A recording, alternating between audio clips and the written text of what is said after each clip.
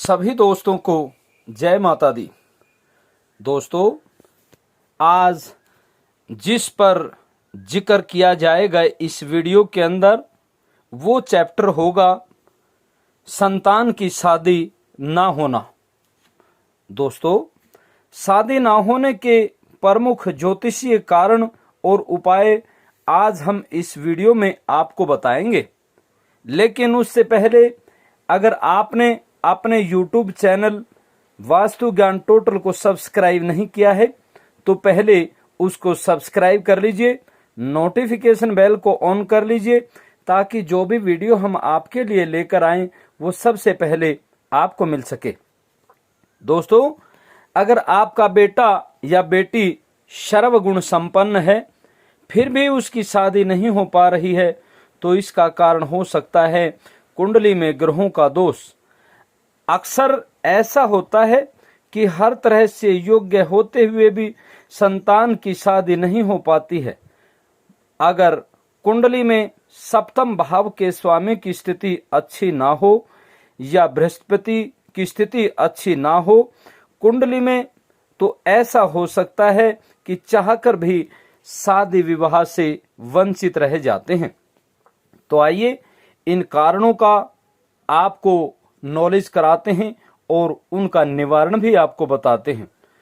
दोस्तों, सर्वप्रथम अगर किसी का बृहस्पति वृषभ लग्न का होकर लग्न में बैठ जाए और चंद्रमा नीच का होकर सप्तम भाव में बैठ जाए और लग्नेश छठे भाव में राहु या सूर्य के साथ बैठ जाए तो शादी बहुत विलंब से होती है। इसका निवारण ऐसे जातक को लग्नेश का रत्न धारण करना चाहिए और सप्तमेश के देवता की पूजा करनी चाहिए, या ऐसे जातक सदैव माँ दुर्गा की पूजा स्तुति करें और अपने माता पिता की सेवा करें। उनका कहाँ माने। नंबर 2, अगर किसी भी जातक की कुंडली में सप्तम भाव के स्वामी अपने भाव से अष्टम बैठ जाएं या राहु और सूर्य की स्थिति सप्तम भाव में हो तो शादी में बहुत अड़चन आती है। इसका निवारण इस तरह किया जा सकता है। इस स्थिति में भगवान सूर्य की पूजा और आदित्य हृदय स्तोत्र का पाठ करना चाहिए और नित्य मस्तक पर लाल तिलक धारण करना चाहिए। अगर किसी की कुंडली में पितृदोष हो या नवम भाव में राहु सूर्य और बृहस्पति की युति हो तो ऐसे जातक की शादी में बहुत अड़चनें आती हैं और शादी हो भी जाए तो उसके बाद भी अड़चनें आती हैं। इसके लिए ऐसे जातक को हमेशा भगवान शिव पर दूध से अभिषेक करना चाहिए और गुरु मंत्र लेकर उस मंत्र का जाप करना चाहिए। दोस्तों, कुंडली में अगर शुक्र मीन राशि में होकर बुध के साथ सप्तम भाव में बैठे हों और अष्टम भाव में शनि हो तो ऐसे जातक की शादी हमेशा टूटती रहती है और कई बार देखा गया है कि ऐसा जातक कुंवारा भी रह जाता है। इसका भी निवारण करने का एक छोटा सा उपाय है। ऐसे जातक को हमेशा भगवान गणपति की स्तुति करके हीरा और पन्ना धारण करना चाहिए और वे हमेशा स्त्रियों के प्रति आदर भाव की भावना रखें तो उनकी शादी अवश्य हो सकती है।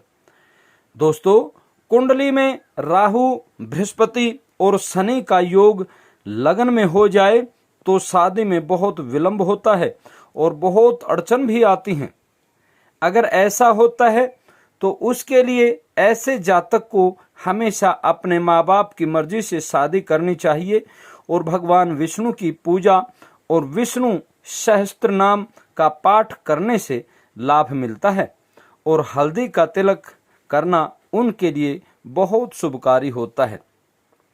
अगर कुंडली में लगन में सूर्य अकेले बैठा हो और उस पर किसी अच्छे ग्रह की दृष्टि ना हो तो भी शादी में अड़चन आती हैं।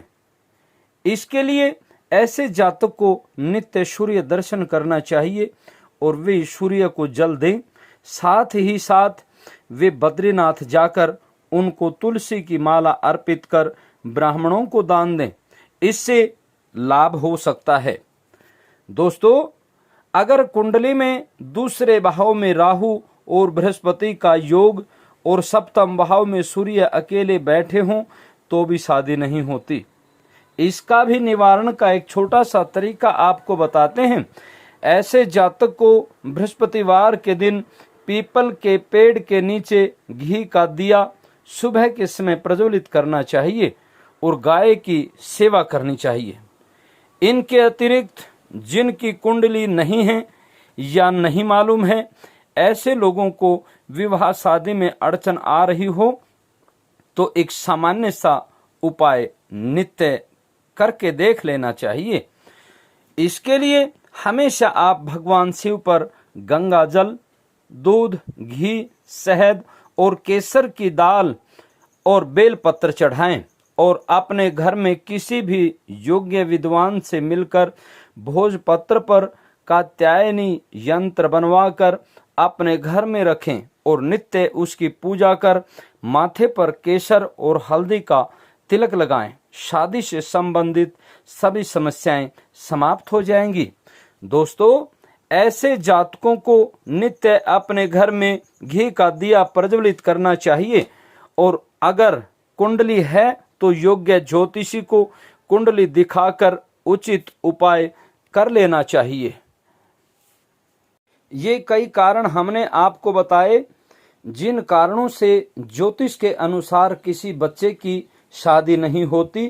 तो जो तरीके हमने आपको बताए हैं उसी अनुसार किसी योग्य ज्योतिषी से मिलकर के अपने बच्चों की शादी में आ रही अड़चन को दूर करवा लेना चाहिए।